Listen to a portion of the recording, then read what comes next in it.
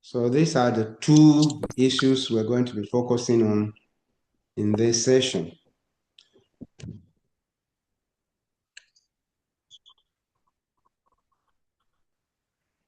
So I'm going to go ahead, as usual, I'll do the presentations. Please note your questions and then note areas by which you would like to contribute so that at the end, we'll all ask the questions and then we can contribute. Okay? So please, let's be open and let's contribute so we can share and gain more understanding from those who have knowledge of specific areas of the course. So occupational health and safety management is a state of physical, mental, and social well-being of workers. Well, I think that definition, the way it is there, does not look to me as correct. It's supposed to, occupational health is a state of physical, mental, and social well-being of a worker, are not limited to absence of disease and infirmity. I think that was the definition we gave occupational health, not so? So that cannot be definition of occupational health and safety management. So please, we'll correct that. So that's just definition of occupational health being repeated. He said it requires the promotion and maintenance of the highest degree of physical, mental, and social well-being of workers in all occupations.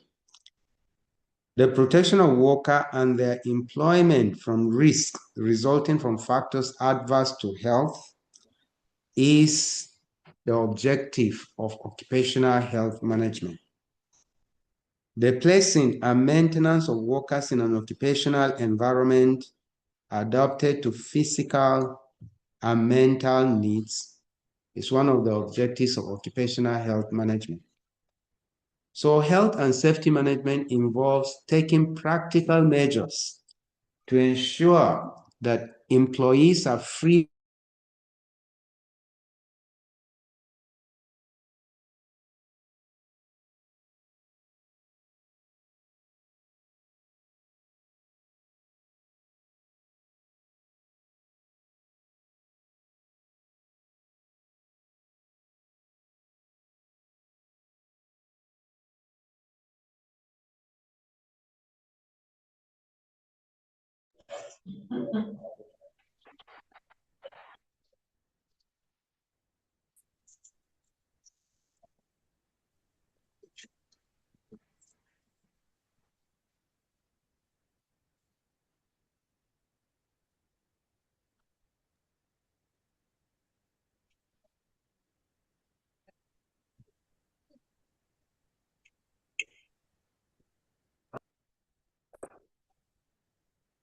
What is happening?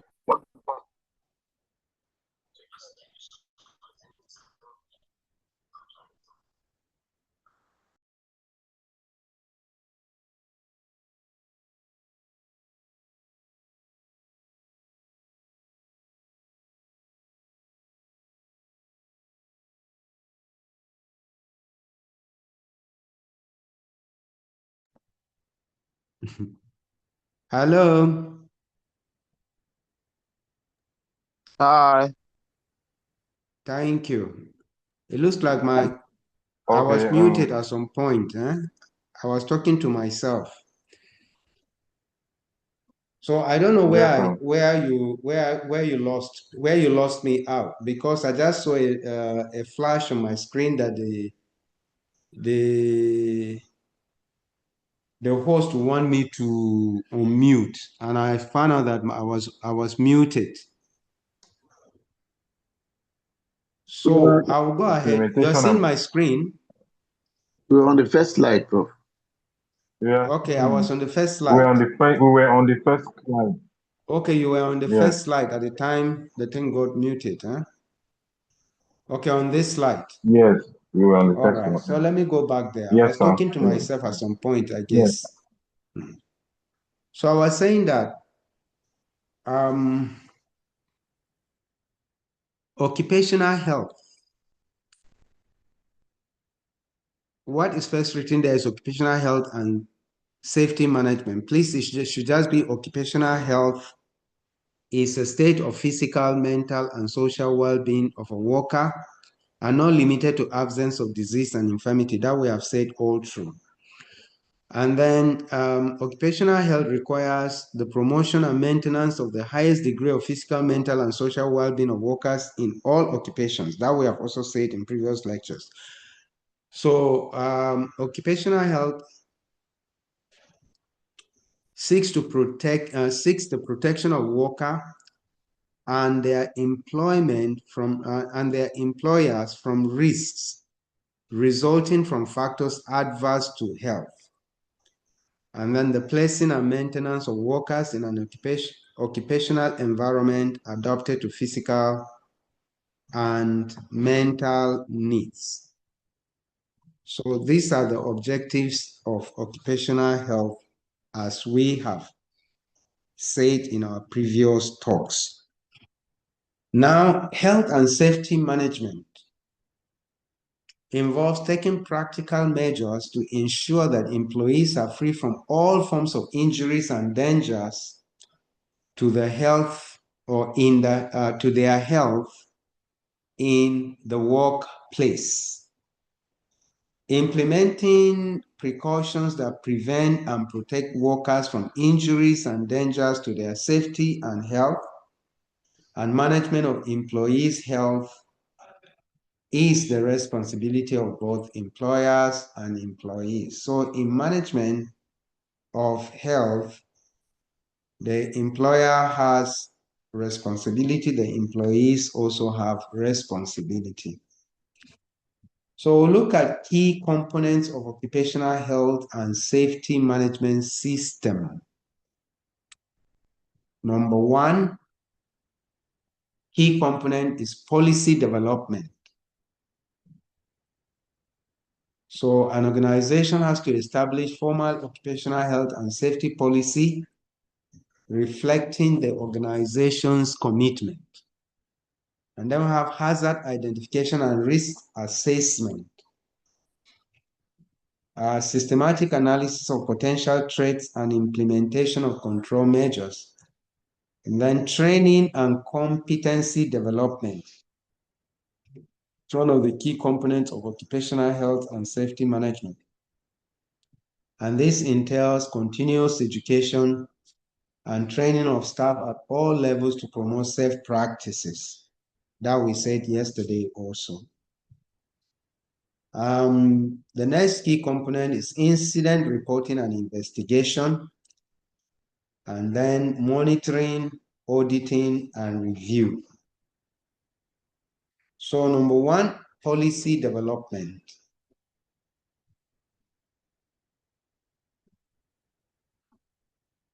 So this is the foundation of any occupational health and safety management system. The occupational health and safety policy articulates an organization's commitment to providing a safe and healthy work environment.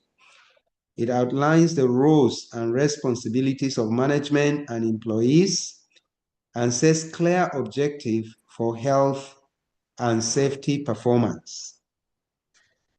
So the key features, I hope we are together. Yes, sir, we are together. Okay, thank you. Please, if there is any question that cannot wait to the end, just pop up and just shout out so we can tackle them, okay? If there are pressing questions that may not be able to wait to the end of this first session, please just shout out so that we can handle them. So key features of occupational health and safety management, or policy development rather.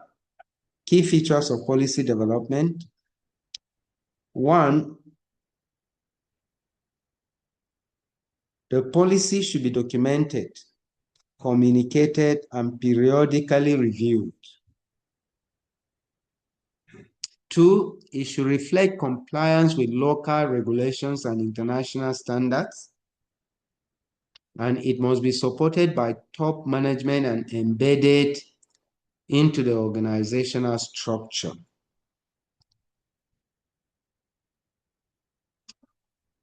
So one of the second key component is hazard identification and risk assessment. This involves proactively identifying potential sources of harm in the workplace and evaluating the risks associated with them. Steps involved includes hazard identification, that is recognizing physical, e.g. machinery, chemical, biological, ergonomic, and psychosocial, the hazards that we talked on yesterday. So the first key component of occupational health and management, or did I say the first? The second, rather, is hazards identification. The first we say is hazard identification and risk. Sorry, we said the first is policy development. The second is hazard identification and risk management. And then the steps involved in this is number 1, hazard identification, recognizing all the hazards that we have earlier identified. Then risk assessment, estimating the likelihood and severity of harm. Okay, yesterday we started with this. No, so? Do you still remember where we started from yesterday based on the question that was asked on Monday? Hello? Hello, sir. Yes, sir. Yes. So yesterday, based on the question somebody asked on Monday yesterday, I did talk about how to estimate or how to quantify risks. And we said risk was equal to likelihood by consequence or severity. Okay? So while we identify the steps involved in hazard identification and risk assessment, the first step is hazard identification. The second is risk assessment. And this is by estimating the likelihood and severity of the harm. And I'm happy that we at least did some details on how this can be computed, where you rate your likelihood 1 to 5 and you rate your severity of consequences 1 to 5 and you create a matrix, and then you can calculate the risk. When you quantify your risk, you now can see whether it was high risk, medium risk, or low yield. And yesterday I also said some people have 2 other classifications in between, medium high and is it low high or whatever they call it. Some people have such classification.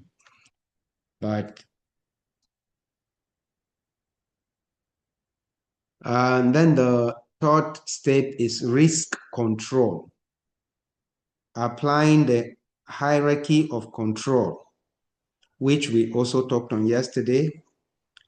And the hierarchy was elimination, substitution, engineering control, administrative control, and personal protective equipment. So the third key component of occupational health and safety management is training and competency development. And here we say employees at all levels must be trained in safety practices, emergency response, and proper use of equipment and personal protective equipment. Competency involves not only knowledge, but the ability to apply it correctly and consistently. Okay? So training strategies include induction training for new employees, task-specific safety instruction, periodic refresher courses, simulation exercises and drills. You know, as a good as a good practice, when we are talking about safety in workplace, usually from time to time, at least sometimes it's better if that could even happen, say twice a year, where the fire alarm is activated to see how people respond. So you just activate the fire alarm and then see how people respond to it when there is no fire. And if the response is bad, then you have to educate the workers on what to do. The best practice is that once you hear fire alarm, I said that either on Monday or yesterday, the best practice is once you hear fire alarm, walk out of the building quickly. Don't even think of picking, oh, let me go and pick this thing, let me go and pick that one. The first thing to do is to walk out, to run out of the building.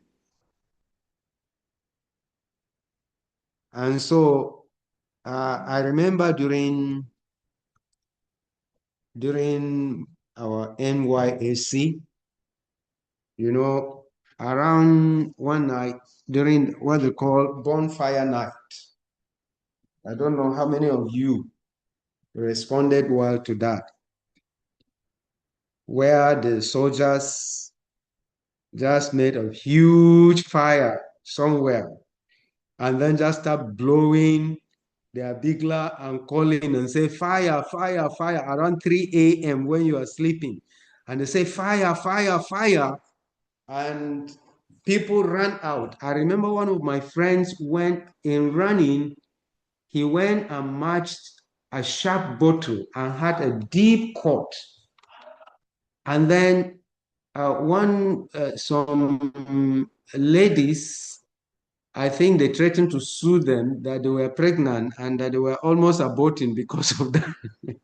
so, so, so it was. And then what did they tell us after that? They said they just did that to check our preparedness towards emergency. And the lesson they taught us then was that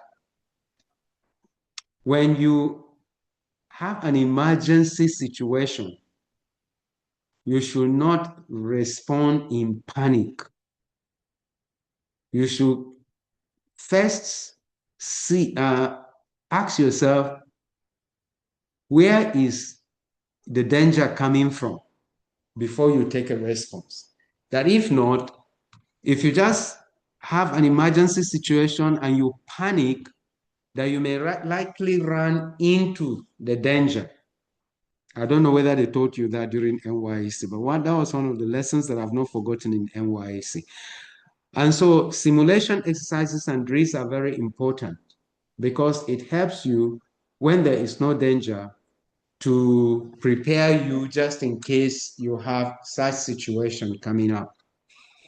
Well, maybe we'll talk more on those when we are doing discussion, when we're discussing this thing. I hope we are together. Yes, sir, we are together. Okay, thank you. Thank you. Let's move ahead. So the fourth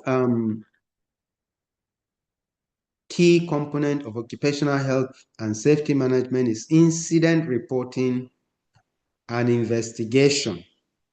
So this component ensures that all workplace incidents, including accidents, near misses, and unsafe conditions are reported promptly and investigated thoroughly to prevent reoccurrence. I will not waste time on this because we have said this either on Monday, I think we repeated that yesterday also.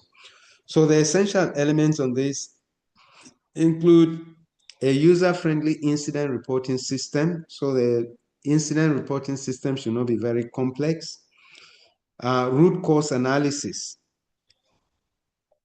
We say fishbone diagram, 5 whys. I'll look out for that. Honestly, I've forgotten this, but I'll look it out, okay? Corrective and preventive action plan. Corrective and preventive action plan. And then reporting and learning culture. Reporting and learning culture. We say not blame culture. So we shall have a reporting and learning culture, not just blame culture. Because if we learn to report and learn from what we are reporting, there will be less blames at the end of the day.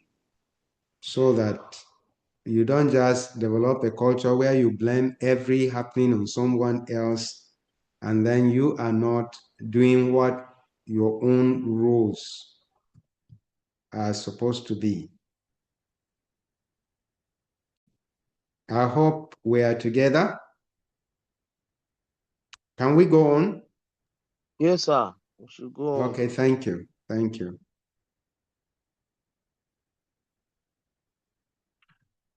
Sorry, I'm just trying to check on this fishbone.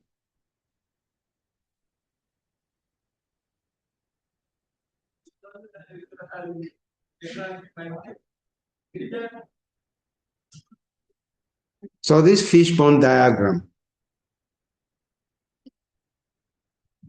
is a visualization tool used to identify and categorize potential root causes of a specific problem or effect. Okay?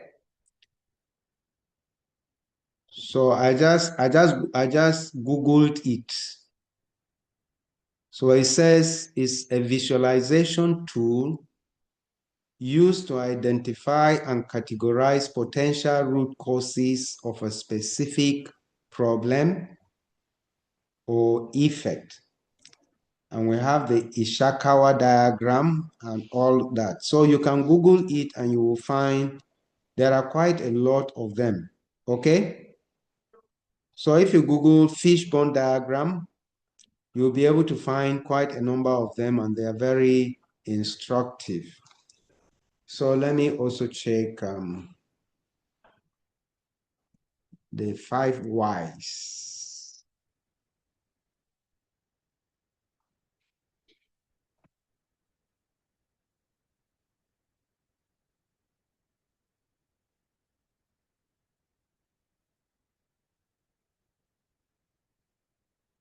So it says, well, fishbone diagram actually encompasses the 5 whys. So the 5 whys and fishbone diagrams are complementary root causes analysis tools. Use the 5 whys, asking why 5 times for simple linear problem to quickly reach a root cause. Use the fishbone Ishikawa diagram, categorizing causes into 6 M's for complex multi-layered issues to visualize relationship between multiple potential. I think it's a very interesting matter there. Just Google fishbone diagram or 5 whys and you will get a lot on root cause analysis, how to do root cause analysis. So, so we say there are 4 essential elements in incident reporting. A user-friendly incident reporting system, root cause analysis, corrective and preventive action plans, reporting and learning culture, not blame culture.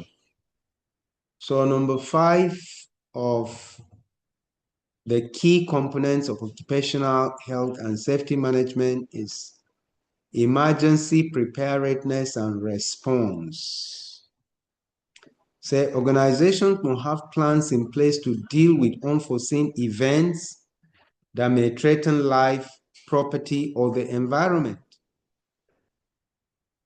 So key elements include risk-specific emergency response plan. For example, for fire, for explosion, for chemical spills. So you must have a risk-specific emergency response plan. If fire occurs in the premises, how are people expected to respond? I've said something on that before. If there's an explosion, how should people respond? If there is chemical spill, how should people respond? Depending on the type of chemicals. So we must all prepare our minds, and then organizations are supposed to have this emergency response plan and communicate same to all the employees and even the management themselves. Incidentally, most of our workplaces, we don't really pay close attention to all of these things, but they are important that we do. So we must have communication protocols and roles during emergencies. So if there is an emergency, what is the communication protocol that needs to be said during emergency preparedness and response? So what is the communication protocols, and what are the roles of individuals during emergencies? Who should do what? Then emergency drills and simulations, coordination with local emergency services, e.g. fire brigade, hospitals. All these need to be put in the emergency preparedness and response plan of the organization. So the 6th of the key steps is health surveillance and employee wellness. This entails regular monitoring of employee health, helping to detect work-related diseases early and ensuring prompt intervention. So wellness programs promote holistic health beyond workplace hazards. So there must be wellness program for the organization. You know, we are saying this, and I know as I'm talking, even in our university here, we can see a lot of gaps in what we are saying. But it's good that we are reviewing this and we are talking together. Like we said yesterday, when we were talking about response to noise, we agree that having learned this, there are many people working in noisy places who don't know. If we see them, we should educate them. Naturally, it will be helpful to them. And so we can say also that wellness programs, we need to promote them in our organizations. So it depends on how big the organization. If it's not a very big organization and you are working there, it's good to sound it up to the management if you can create some wellness programs. If you can create some wellness program, either some relaxation and sporting activities for the employees, where you go and at least relax and do some sporting activities and interact. Those are all parts of wellness and health boosting measures. So the components include pre-employment and periodic medical examination, monitoring exposure to hazardous substances, psychological support and mental health program, ergonomic assessment, and adjustments. So number 7, we have monitoring, auditing, and review. I think this is the last of the key steps. So continuous monitoring and periodic audits assesses the performance and compliance of the occupational health and safety management system. This ensures accountability and informs improvement. So the monitoring tools include safety performance indicators, for example, lost time, injury rate. And then we have safety inspections and walkthroughs, internal and external audits, management review meetings. So these are all monitoring tools that are used to measure, to monitor occupational health and safety. So this concludes the occupational health and management and safety management. While the second objective for today was occupational health and management cycle. Okay. And the figure, I hope we are together. Yes, sir. Yes, sir. Okay, Yes, thank sir, you. we are together. Thank you, thank you. So the figure, okay, Peter, you want to say something?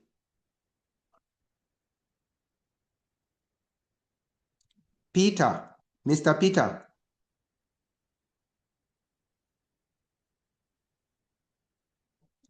Hello? Okay, I'll go ahead. While Peter raised his hands, I don't know whether he's muted or whether the host have muted everybody, but I'm not muted anyway. So, but not everybody must have been muted because I've been hearing you when I ask questions, no? So anyway, we'll get on. I will get to him later if he's able to talk. So occupational safety and health management cycle.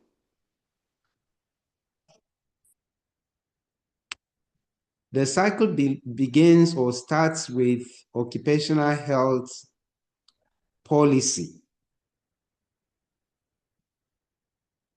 That when you are developing occupational health policy, workers in the organization should participate.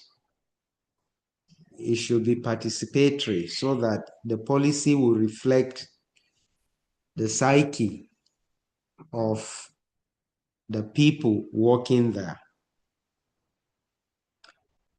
So the second in the cycle is organizing. So you set responsibility and accountability, competence and training, what will be required, occupational health documentation, and communication. So all of those have to be contained in the policy and then have to be organized to form components of the organization. That is communication, documentation, competence and training, responsibility and accountability of who will do what and things like that. Then planning and implementation. You have initial review,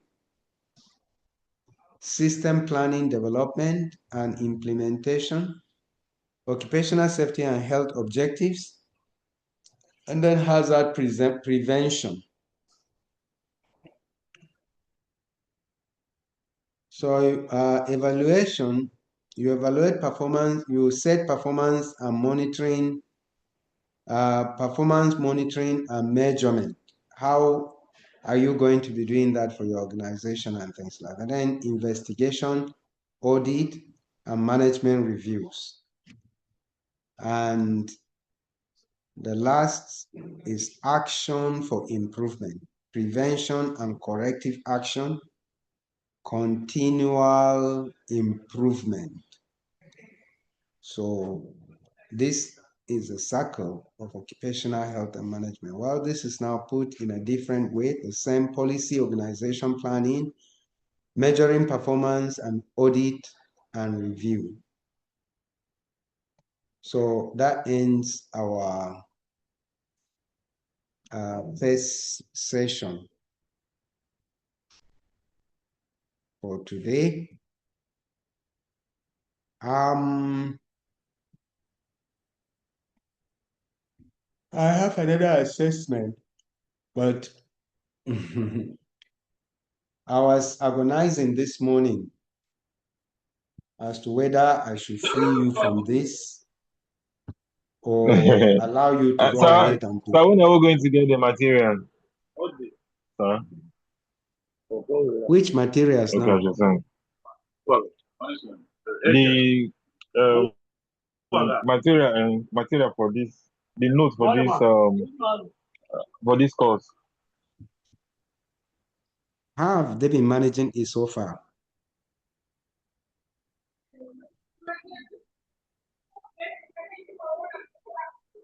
Hello, sir. Yes, I asked the question. I said, the previous courses you have done, how have they been sending the materials to you? They are sent to our class rep. They usually, And he shares with us. Okay. or you can post directly on the platform. What the platform? I'm not there. I tried to send things to the Okay. platform yesterday. I was told only the admin can post things there. That's why I sent what I sent to you yesterday to the admin, to Joy. So Okay. if Joy, We'll so send I it don't to know the whether class the rep. recordings, whether they normally send people the recordings of the materials. No, They don't don't send even us. send. They don't send recording. They don't What send have the they been sending recording. to you? We wish they send it. They don't They send send us the anything. No. PowerPoint presentation, sir. Okay, the PowerPoint presentations. Yes, sir. PowerPoint presentations. Yeah. Okay. Or if it's the notes to be better, because more incisive, the note to be more incisive. I don't know. I'll send you the PowerPoint presentation. I'm not sure I haven't made any note. I think I did this thing directly PowerPoint. I didn't Okay, sit sir. down to Oh, do. okay, sir. No problem. I didn't actually sit down to write any note. When I was doing this course, I just sat and I was doing the PowerPoint straight. So I Oh, didn't okay, have sir. any note. So I'll send you the PowerPoint presentations. Okay? But Yes, what sir. you can do is you can always improve on them. It's just like, you see, these days, I used to say knowledge is very interesting now. Anybody can learn anything that you want to learn. No, so anything you want to learn, you can always learn it in these days of Yeah. information. It's just that when I was doing this thing, it's some time now that I prepared these lecture materials. So sometimes I even go and I've forgotten what, what this was. I still go back to Google to go and be looking for them also. So yes. So please, wherever you find difficulty, you can get back to me or you can search it out. Okay? Okay, sir. Okay. I will try and send the materials to Joy. Maybe she'll share them with you because maybe I'll send the one we did on Monday and yesterday today. Maybe after we finish today, I'll Okay, send the sir. one That will for be nice. Monday, yesterday, and today. Okay? Okay. Thank you, sir. But this is another assessment. I say critically examine the role of training and competency development in ensuring the effectiveness of environmental, occupational health, and safety management system. What strategies should organizations adopt to maintain workforce competency? And then the second question is evaluate the importance of emergency preparedness and employee wellness programs as part of a comprehensive occupational health occupational health and safety strategy. How do these components contribute to organizational resilience and worker productivity? So you also work on this and submit on Thursday, March 25th, since we said the other one should be submitted on Monday. Is it March, whatever? Monday is March what? 6, 7, 8, 9th. Why am I putting this up to 19th now? Is 19th not too far? It's okay. 19 is okay. It's okay.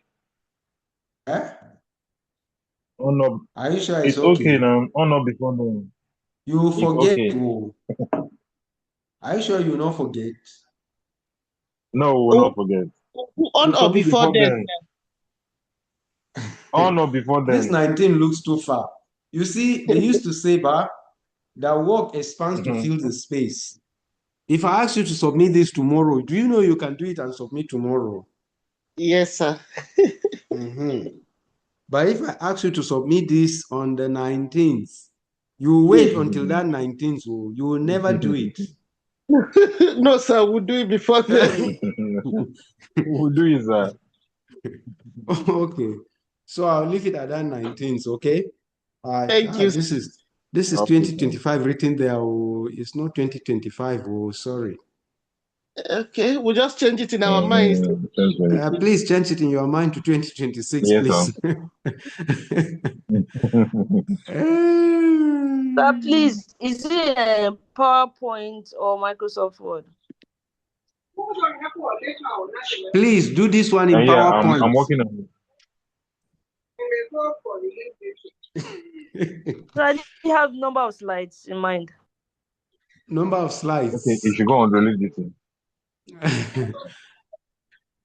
Okay, it should be released this thing. Number of slides. So Okay. how many slides do you think you'll be able to do this? Let's agree.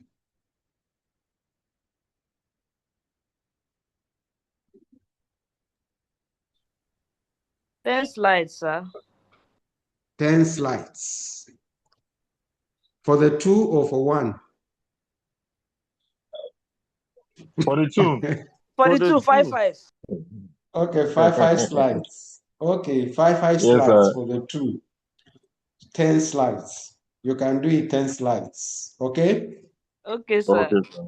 Thank you. What So about the that's first simple. one? Are we going to do it in That's slides? very simple. No, so First one that's is 10 on slides. Yes, sir. Microsoft. The first Yes, one sir. is on Microsoft Word.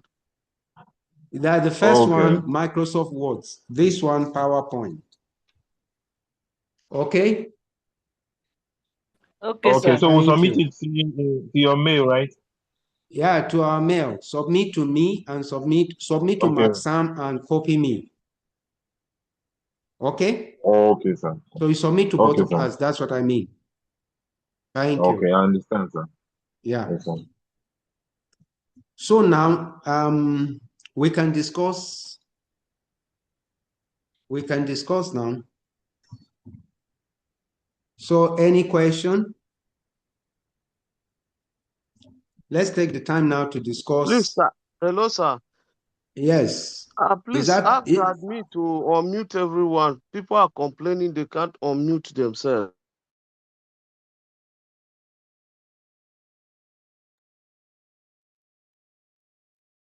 Hello, sir.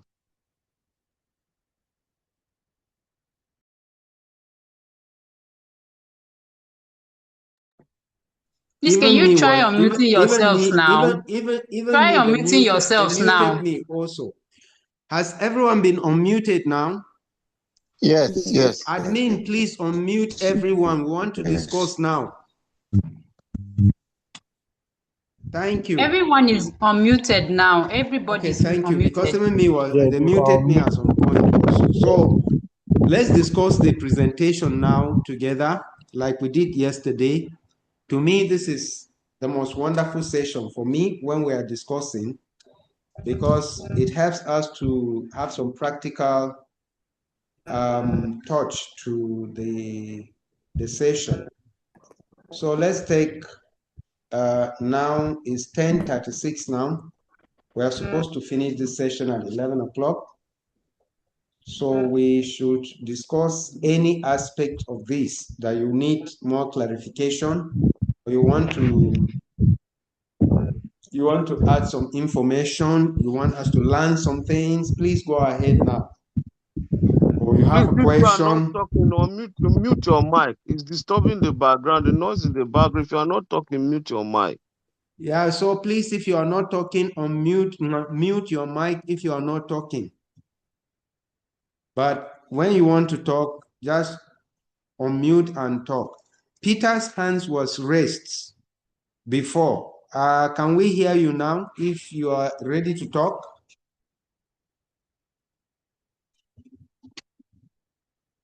Is Peter still in the house?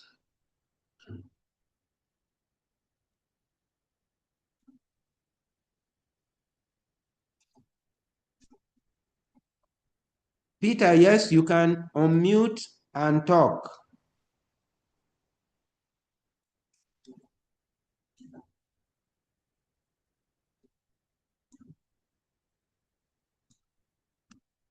Peter, what's the problem? Is that you can't unmute? Mr. Peter. Mr. Peter, your hand is raised. And I've been asking you to talk. What problem? Is it network? Maybe he's having network. Somebody else have raised his hand. I can't see the person.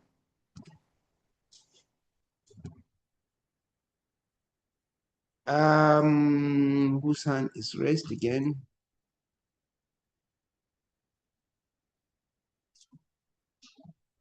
Bang Bang. Sydney. Sydney. Please, can you talk?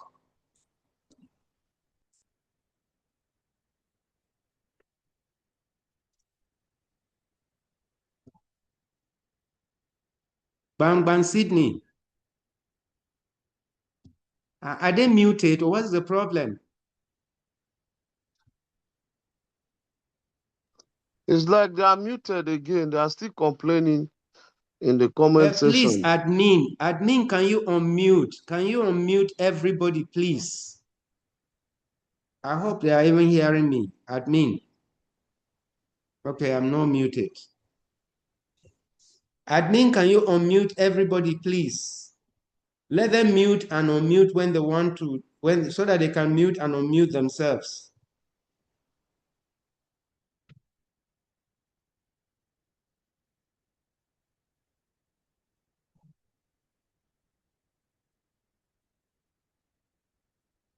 Bang Bang, Sydney, Mr. Peter.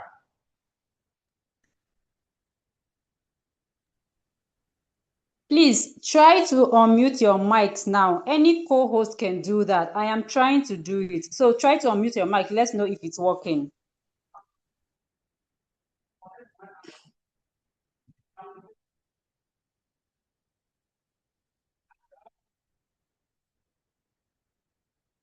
So can you try unmuting your mics now, please?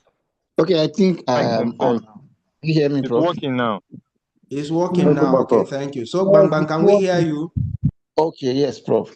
I wanted to get clarification. Is there any law that empowers an employee to sue an employer in a case, in an event, he fails to provide safety measures in the workplace?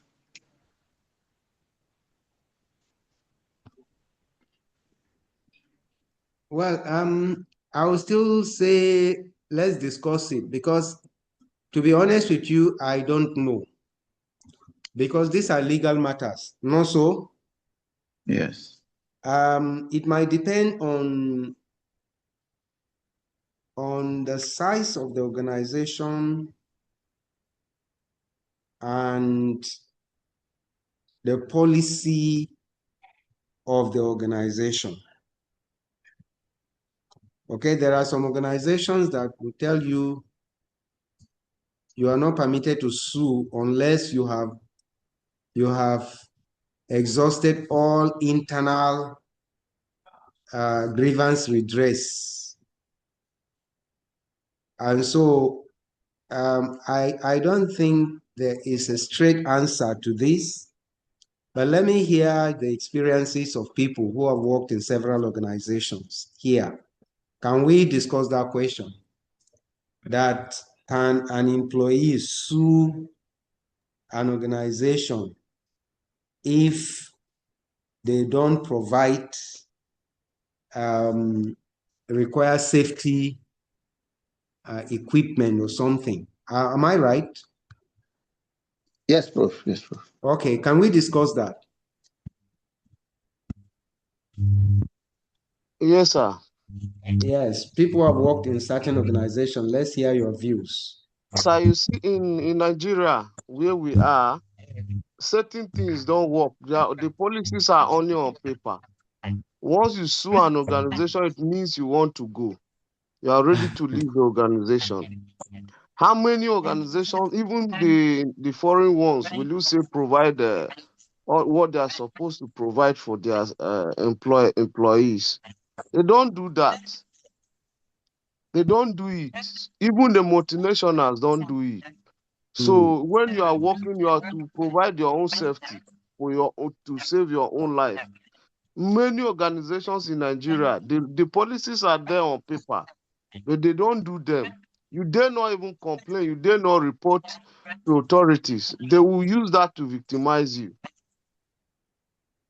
Thank you. Thank you. Thank you very much. Any further discussion on this? Yes. Good morning, Prof. Good morning. Yeah, I want to react to that particular question. If it is in the public service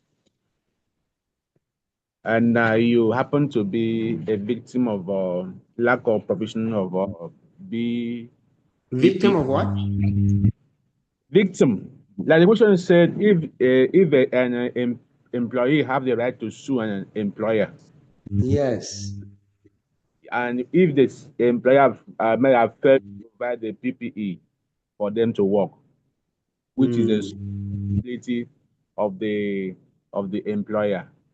If it Yes. happens in a public sector, and like Abbas said, you have to lay your complaint through legally or recognized association. Like we have NLC, TUT, and all that subsectoral.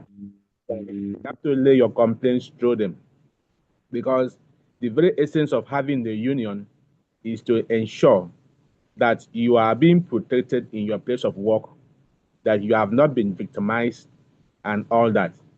We have been hearing doctors are going on strike because they are complaining government does not provide this and that. And the Nigerian Association of Resident Doctors are embarking on strike.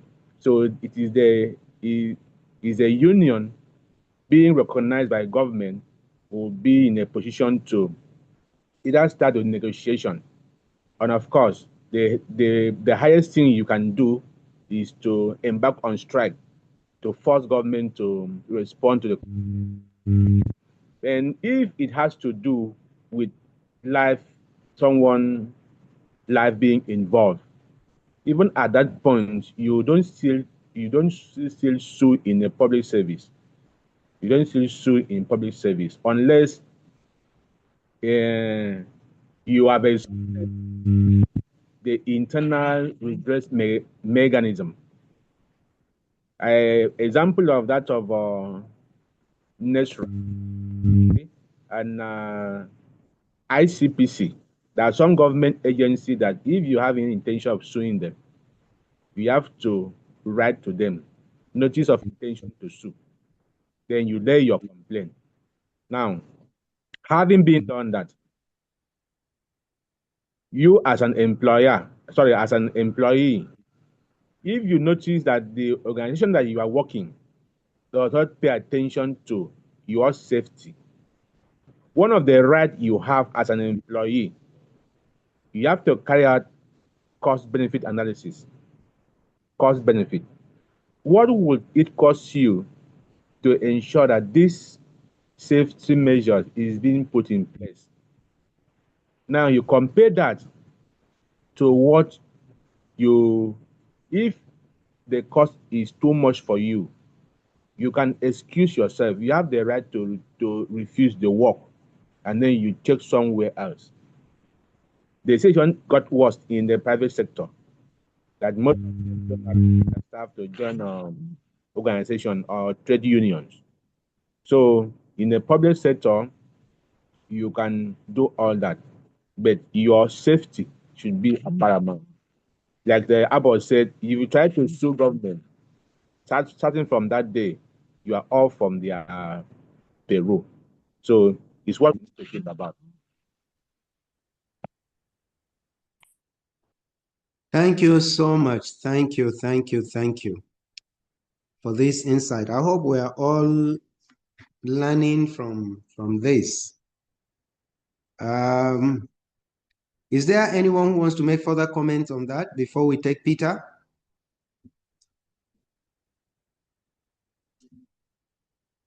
So can we have Peter? Mr. Peter, can you talk now?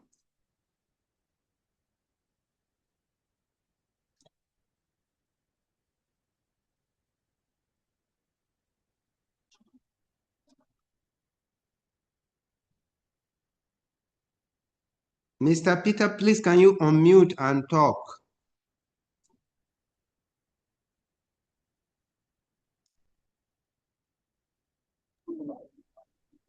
Hello, Prof. Good morning, Prof. Hello. Good morning. Can you hear me, Prof? I'm hearing you loud and Yes, clear. I want to contribute to what is it Akpan Samuel just finished saying. Okay.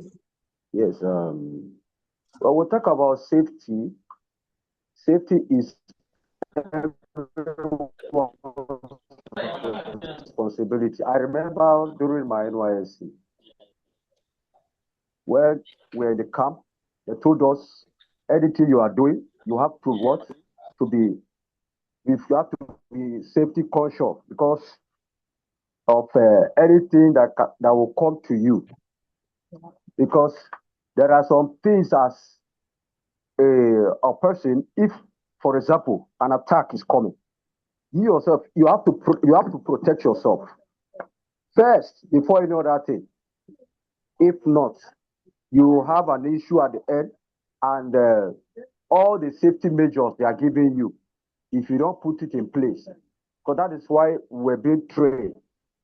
We're given some strategies on how to, maybe you see sharp objects, like there is one example you gave, like somebody, maybe something happened, you were running, you did not really check on a particular, you'll be injured and develop to injury. So all these kind of things, safety is everyone's responsibility, Prof.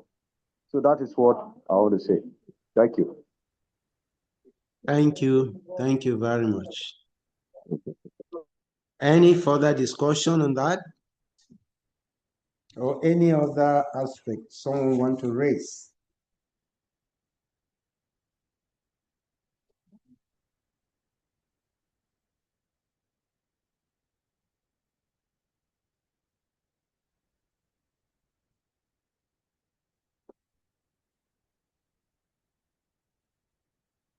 So,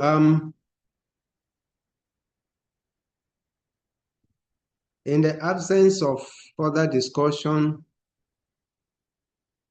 can we say we are done with this first session?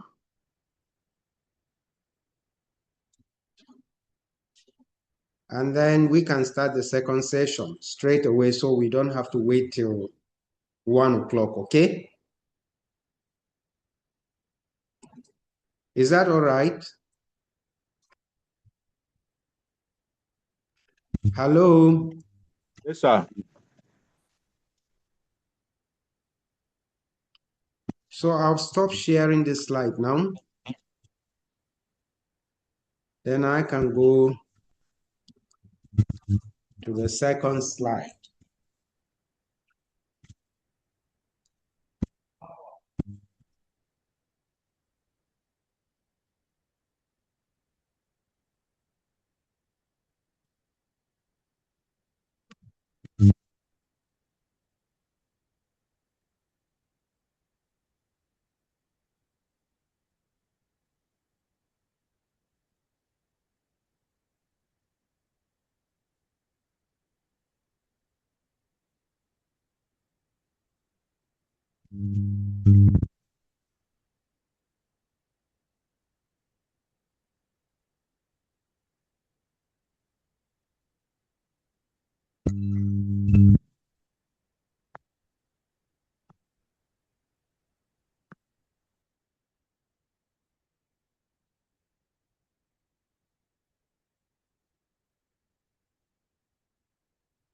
Maybe before we take this slide, can we just stretch out and at least walk around for 5 minutes?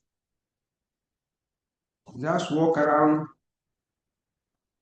Let's just take at least a walk so we are not sitting for too long. Okay? Are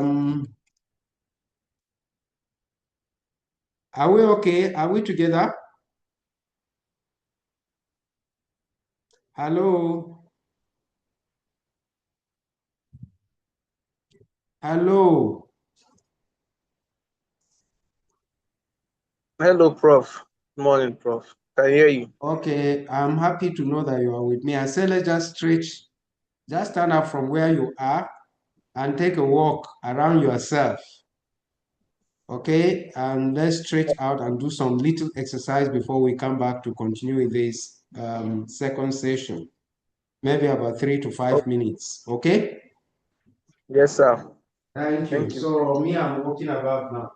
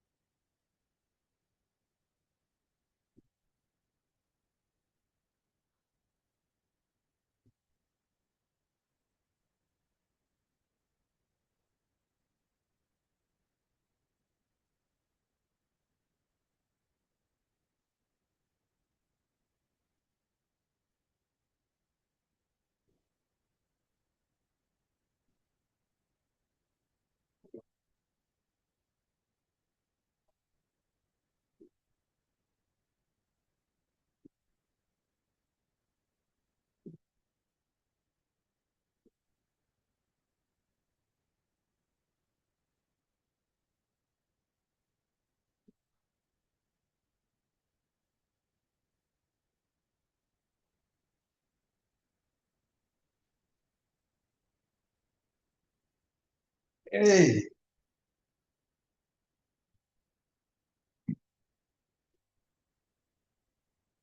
So can we continue now? Hello.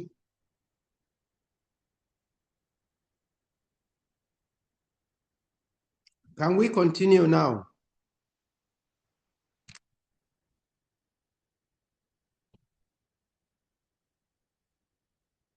Is anyone hearing me?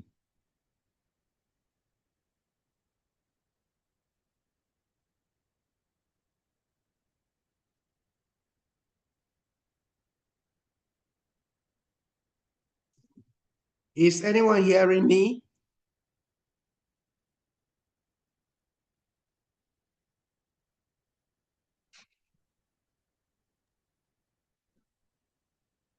Admin, can you unmute? Can you unmute the people so I can hear their voice, please?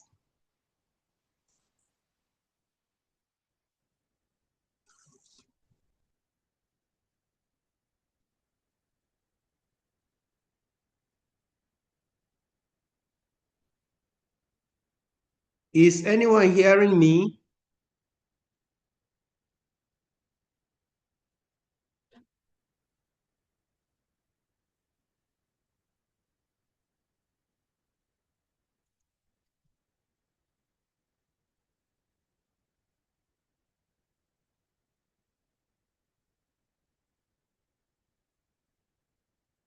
Hello? Is anyone hearing me? This is serious. Oh.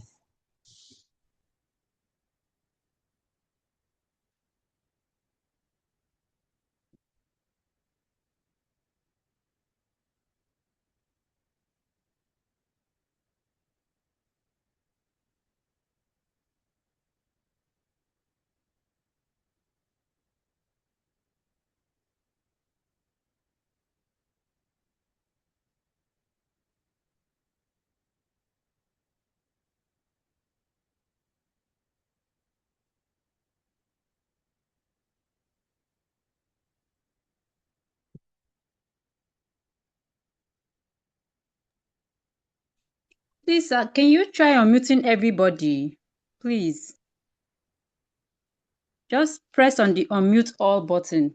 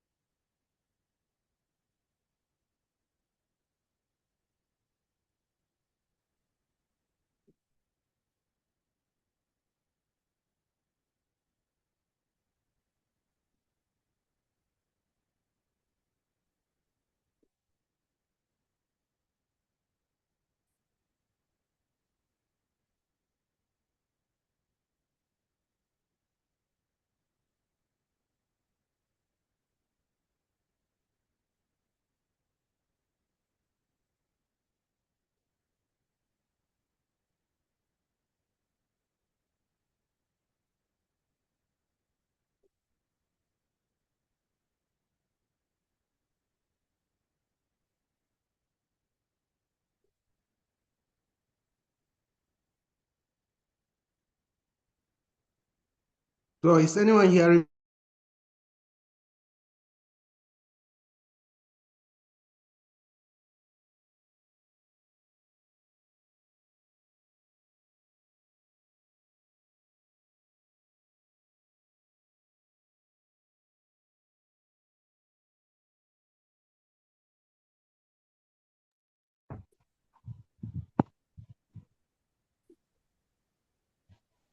Hello? We can now Yes, hear Prof. you. We can hear you. I hear you, sir. Can You can everybody hear me hear now? him? Okay, thank you. Fine. Any Thank you. co-host at all can unmute and mute, please.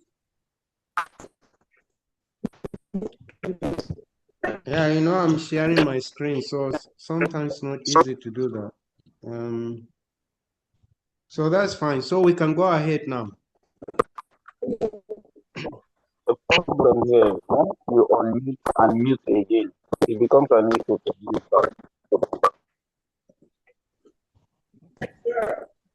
So can we go ahead now with the second session?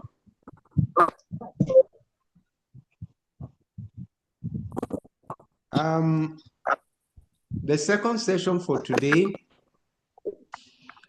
is we are continuing with occupational health and management, what we started in the first session. We'll just continue with it in the second session. And in this second session, we're going to be looking at risk assessment, environmental hazards, exposure, dose and health effects, monitoring exposure, environmental health risk assessment, typical risk assessment steps. So risk assessment. So this includes careful examination of equipment in the workplace that could cause harm to people.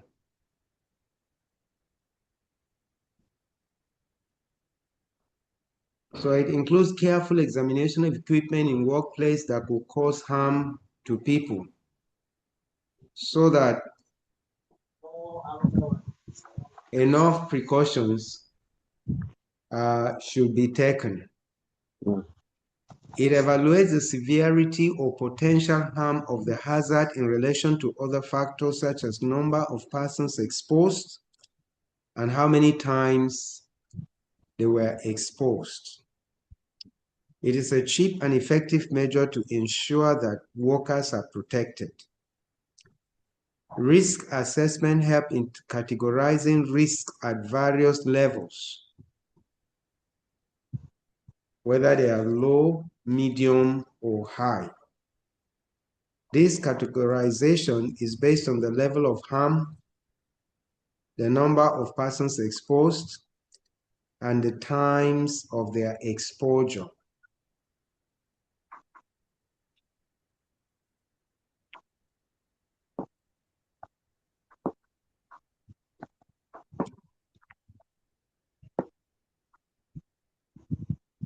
Low risk means low level of harm.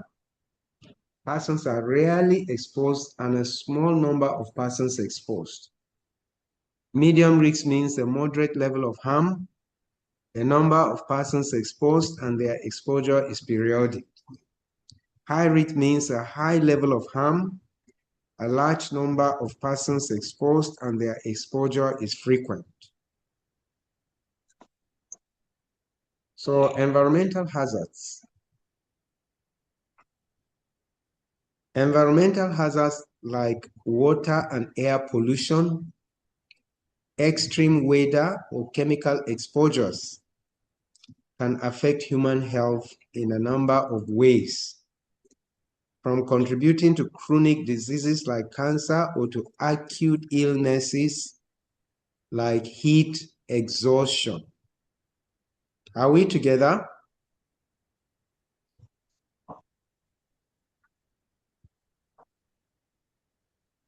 Are we together? Is someone hearing me?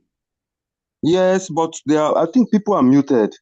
Because I didn't mute mine. That's why I could talk. Now, if I mute it, I may not Yes, be. sir, we can hear you, sir. Thank you. Thank you. So exposure, dose, and health effects.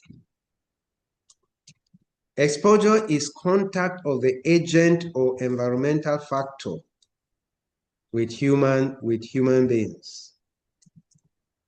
So when we make contact with a harmful agent or environmental factors such as air, water, you are exposed to it. Dose is the amount of exposure that enters into the human body. Outcomes that occur as a result of exposure and action of dose. Effects could be local, systemic, acute, chronic, reversible, and irreversible. So when you have effect, the effect could be localized, it could be systemic, it could be acute, it could be chronic, it could be reversible, it might be irreversible. I just pray we don't get to this irreversible state. So as humans, we move and have different contexts. Total exposure is equal combination of exposure in various contexts. The dose response curve is where the response or health effect change with increasing dose of the environmental agent. Increasing the dose could lead to an increase of health effect, though these shapes are not linear and they differ by age, gender, and other variables. And so we have dose exposure, dose response curve.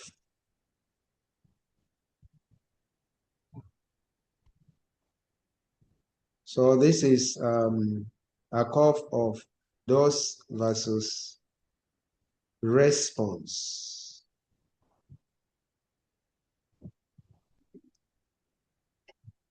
So you have potency.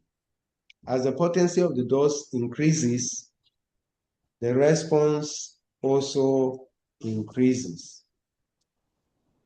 And then you have a sigmoid curve there. So it shows that where the dose is low, the response will be low.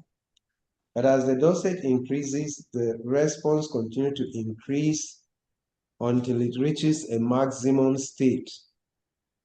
And I hope at this maximum state, the person is still alive, depending on what that maximum is and what environmental risks or the type of risk one is exposed to. So monitoring exposure. The main objectives of monitoring are to identify real hazards, determine the level of workers' exposure to harmful agents, prove compliance with regulatory requirements, assess the need for control measures, and ensure the efficiency of control measure or measures in use. So environmental health risk assessment. There are 4 steps to the risk assessment process. So number 1 is hazard identification. What health problems are caused by the pollutant? And then number 2, you have the dose response assessment. What are the health problems at different exposures? And then you have risk characterization. What is the extra risk of health problems in the exposed population? And then the 4th is exposure assessment. How much of the pollutant do people inhale during a specific time period? How many people are exposed? So these are the 4 steps in the risk assessment process. While the Lucy chart,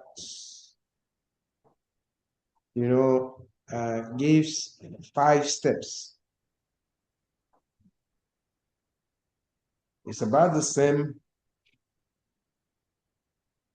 except for the review of assessment and update.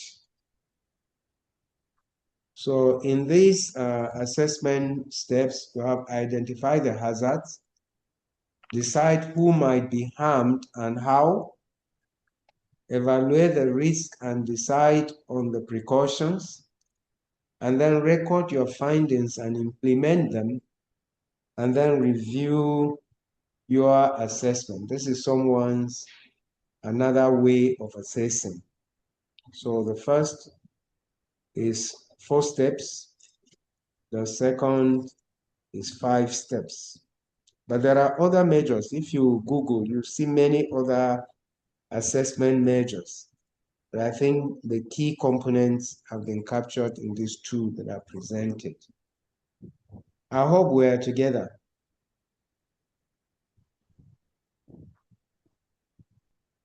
Are we together?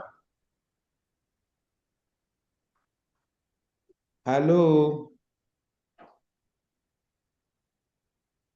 Are we together? Yes, we are. Is someone hearing me? We can hear At least you. I can hear one voice. Okay, fine. So just repetition. You said you can do it yourself or appoint a competent person to help you. So in assessing risk, you can do it yourself, or you may appoint a competent person to help you. So we have listed, this slide is just a repetition of what we have listed here already. And number 1, identify hazards, identify the people at risk, assess the risk, that is quantify or qualify, evaluate the control measures, record your findings and review the control when required. This is another assessment, but I will spare you of that. Okay?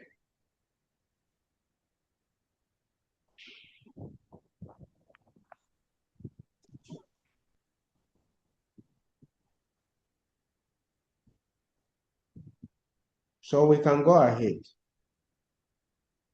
This assessment, anyway, let me read through it. Say, according to the presentation, how is medium risk categorized during risk assessment?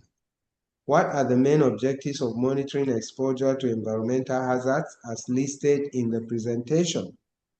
What is the key difference between exposure and dose as defined in the presentation?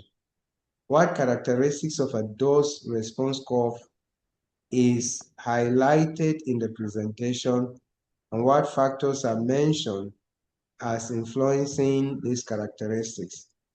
What are the 5 typical steps, which are the ones we listed first? So this actually ends the presentation for the afternoon. We now can go into our discussion session briefly, and then we'll close for the day. So any question or contribution to this discussion, we can discuss that now. Please, admin, unmute everybody. Unmute everyone so we now can talk together.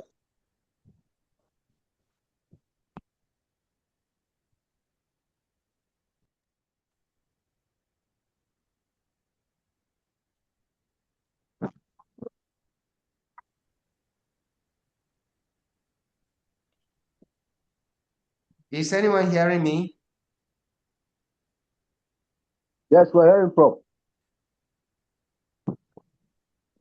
Well, we Thank Prof. you. Okay. Thank you. So we can discuss now. We can discuss this small presentation now. Here we have looked at risk assessment, environmental hazards, exposure dose and health effect, monitoring exposure, environmental health risk assessment, and typical risk assessment steps. All of them are just very short presentations. So we have talked at length on risk assessment and categorization of risk. And then we have talked about environmental hazards.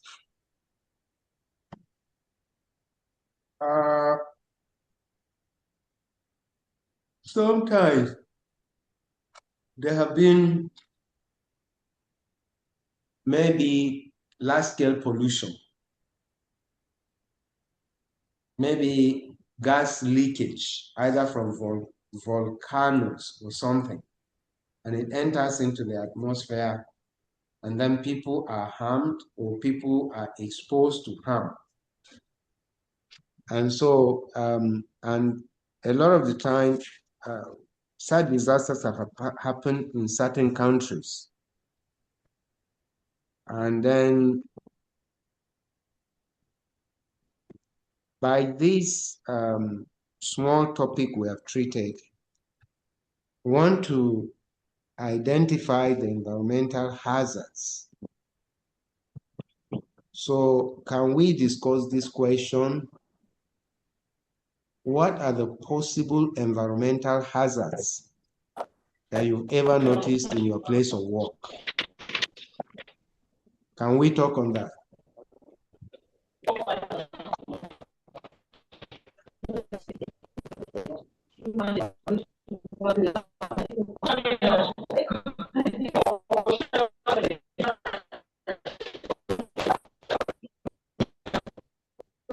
Does anyone want to contribute?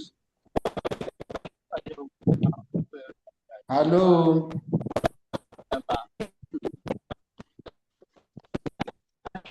Does someone want to contribute? Hello, Prof. Hello, go ahead. So you are saying about what are the environmental hazards we can notice in our place of work? Yes. Okay. Like, one of the environmental hazards, we can have air pollution. Air pollution. Yes. Please, if you are not talking, if you are not talking, please if you are not talking, please mute. If you are not talking, please mute your mic.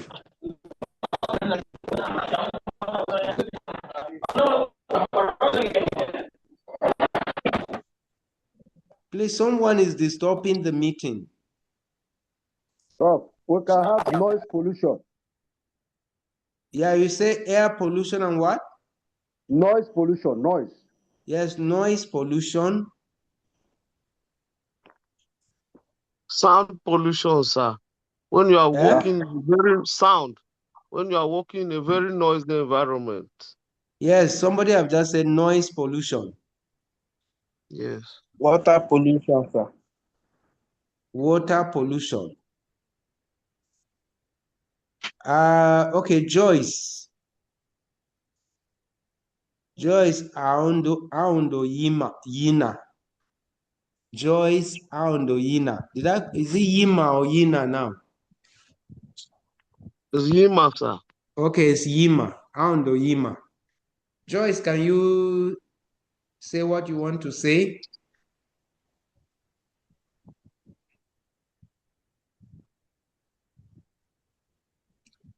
Joyce, your hand is raised. Can you say what you want to say?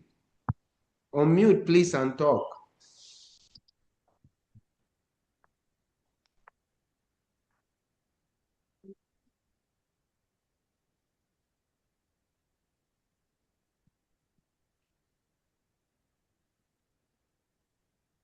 So any other person wants to talk, please, you can say something. Let's just share together.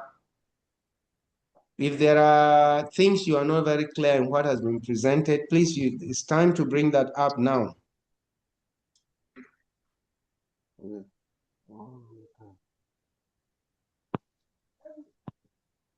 Hello, is anyone hearing me? Yes, sir. We are with you. So this Joyce, you don't want to talk or you are having internet challenges?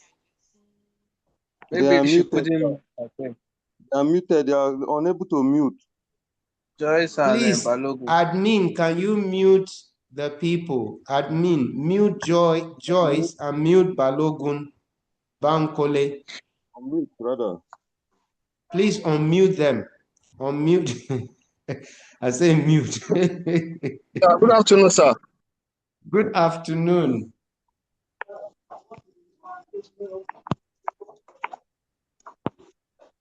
Joyce and Balogun are still muted.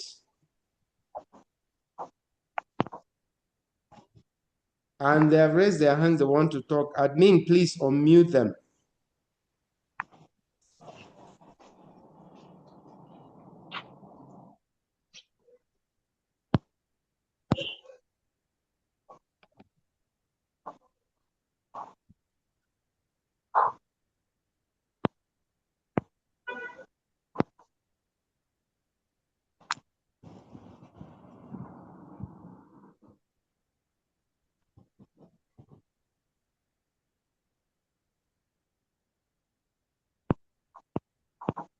Good afternoon, sir.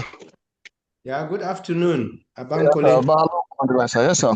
I'm So happy you just have to, been able to unmute now. yes, sir. Thank So, sir, you. just to talk about various level of hazards that someone can encounter in the workplace.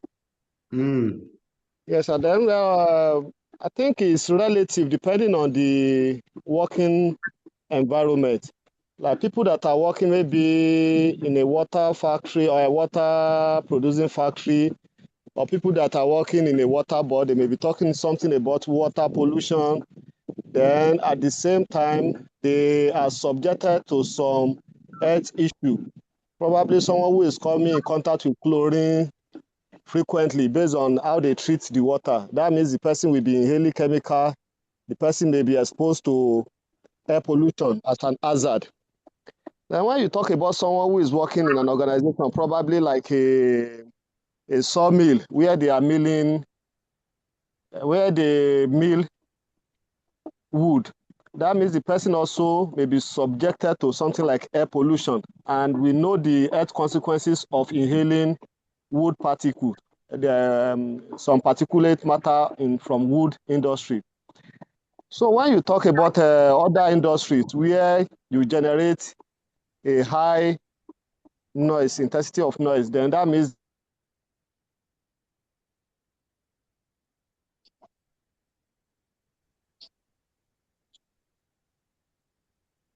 What happened? It seems that we have lost. Is that network problem? I think so, sir. Uh-oh.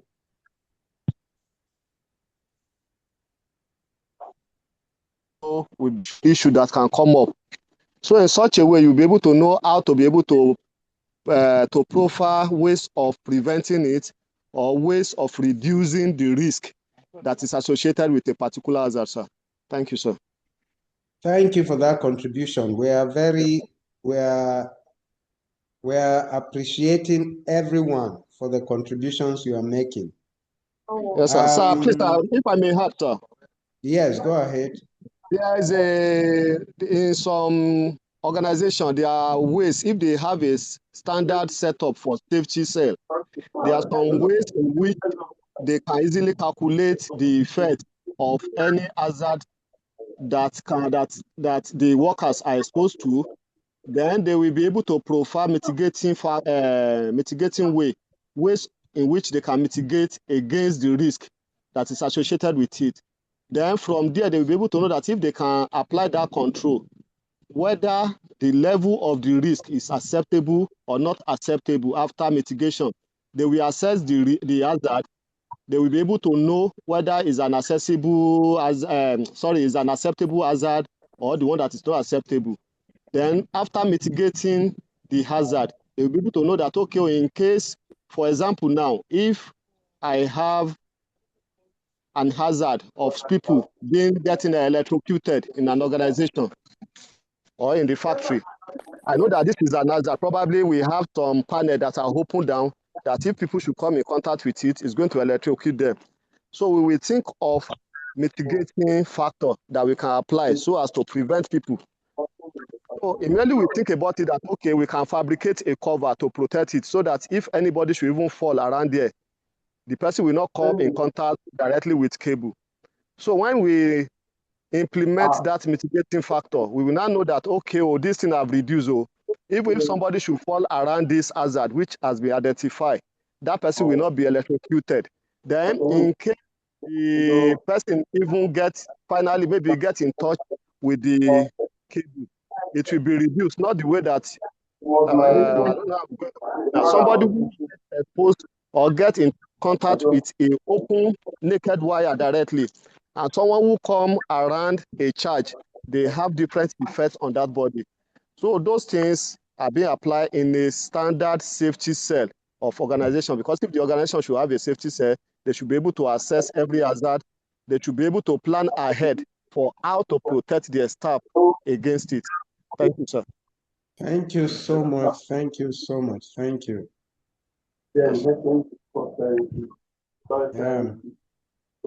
Any further contribution?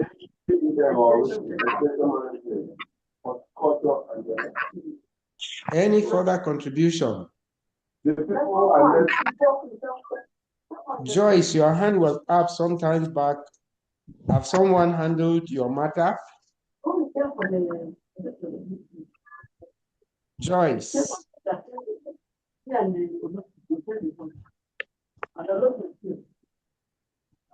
Joyce.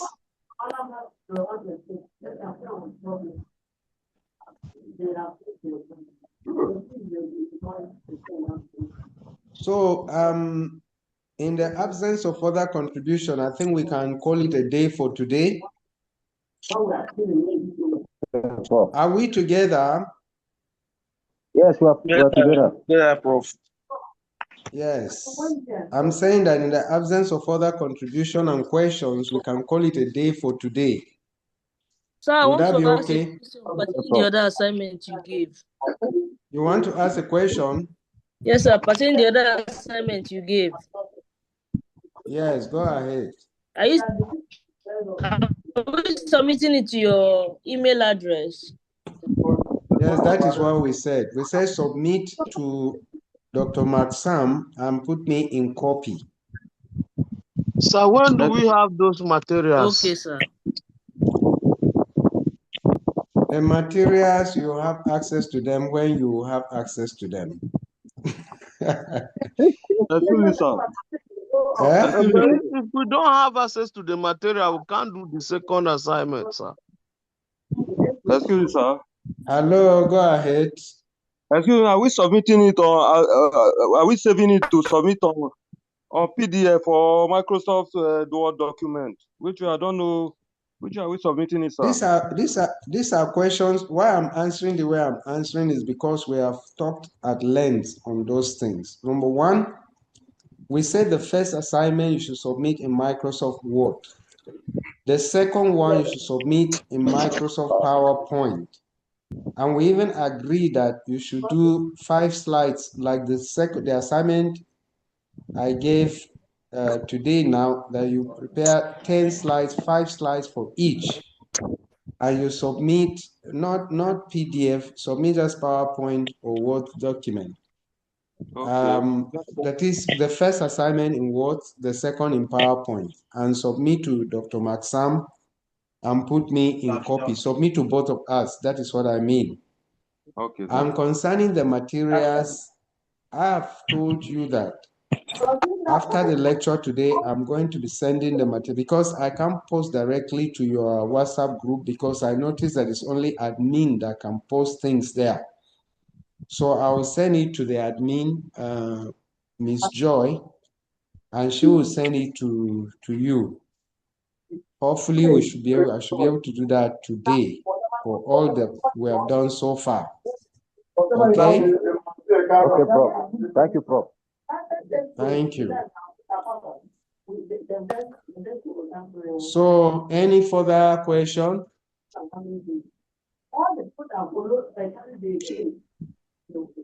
Morning. I'm in a lecture. Okay. Any further question? No question, Prof. No, sir. No, sir. Okay. Thank you, sir. No question, eh? Yes, Prof. All right. Okay, so we can stop for today here.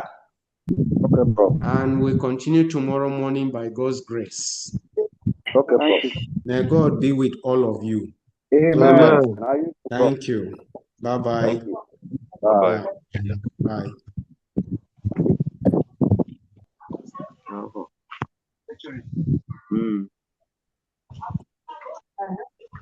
So, hello. Hello. Good morning, class. Has everybody Morning. been able to access their supervisors? No. No, mine is not answering me online. Who is your My supervisor, man? Dr. E. Ekoja. Hello. You will have to go to school. Mine was not answering me, so I had to go and look for him yesterday in school. And know that there is no time. Yeah. Like mine, we've spoken together, but he said I should go ahead. I should go and look for 3 topics. So I've given him. So he said I should choose one. Already I've choose one. So he has given me go ahead to do something about it. Your own is answering you. Those who have not communicated there. So how many people have not been able to contact their supervisors? I've not been able to do that to Who is your supervisor, sir? LAN, SM LAN. SM LAN. SS LAN is accessible now. She's The woman the that one that took us one of these weeks, and she's very accessible now, Scholastica. She's very accessible, yes. Check on the timetable. Her number and email address is there. Okay, all right. Mr. John. John, come on. Come on, John. Everybody apart from those few, everybody have accessed their supervisor back. Apart from me, yes. Not. Who is your supervisor? Yes. I told you, Dr. Ekoja. I said you go to school and look for him. My own, I was calling, he was not picking. Sending messages on WhatsApp, he was not responding. So I went to school yesterday, met the PG coordinator. The PG coordinator called him and directed me to the office. I went and met him.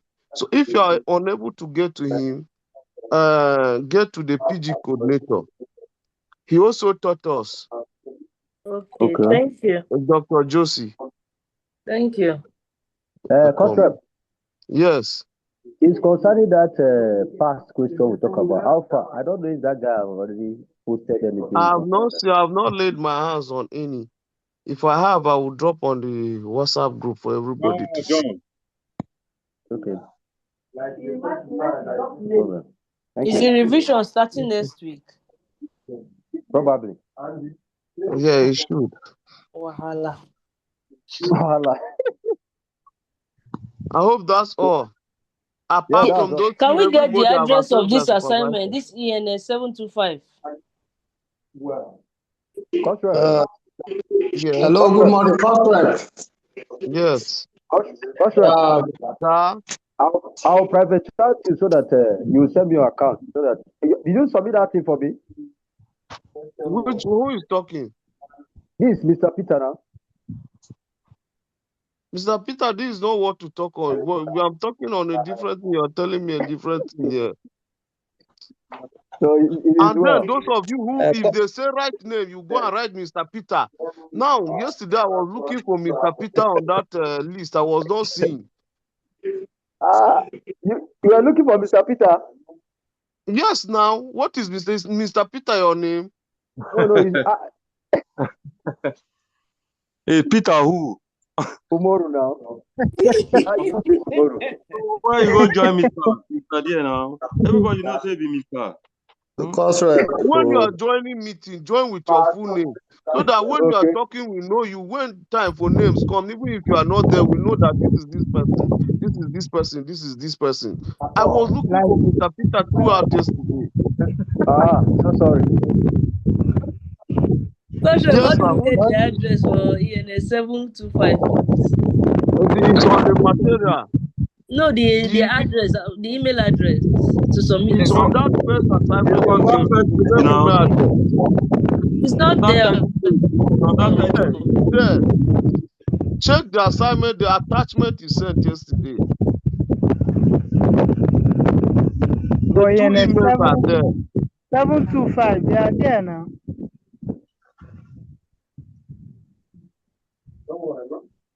I hope that's all. But I hope it's resolved already. Coach Rep. What is resolved? Okay. Okay. Did you check the group? I checked now. In your Okay. yes, I later looked your name for your name and inserted. Some of you don't Thank even you. check these groups. There are Thank you some very people, much. once you post something, they will respond. There are some people for 3 days they will not respond to it. And Thank you, Coach Rep. that call came in very late. Okay now. So if you're unable to locate your supervisor, please do. If you are not around, look for somebody who is around, and you people are sharing the same supervisor, so that he can go to school and assess that supervisor. Because we don't have time. Our course is 9 months, and they say after 9 months you will start paying school fees. So do wait to start your project work on time. Okay. Wow. The work Yes, done the plenty. The work done the plenty. You thought it was a child play. PGD is Wow. not BSc. It's not BSc. It's an advanced So certificate. So you have to masters, work for it. masters and PhD, sir. We You finish think your they are doing class. the same thing we are doing? Their own work is even more than what we are doing. I will not go sleep for house again at all. The higher you go, the hotter it becomes. If you want sleep, leave the course now. Simple. Oche, the higher you go, the hotter it becomes. So prepare yourself. Oh, wow. Nobody send you work. I tell you. Who said choke. If you tell arrest, the door is still open. See, I went to school, we are 70 something they gave admission. Only 30 something of us came. Among these 30 something, one person was discovered not to be a student. So we are remaining 32 now. So if you feel you are too busy, you cannot do it, the door is still open. Oche, you can just abscond. Nobody's forcing you. Yeah? Look at the exit. but you guys are not kind to the guy.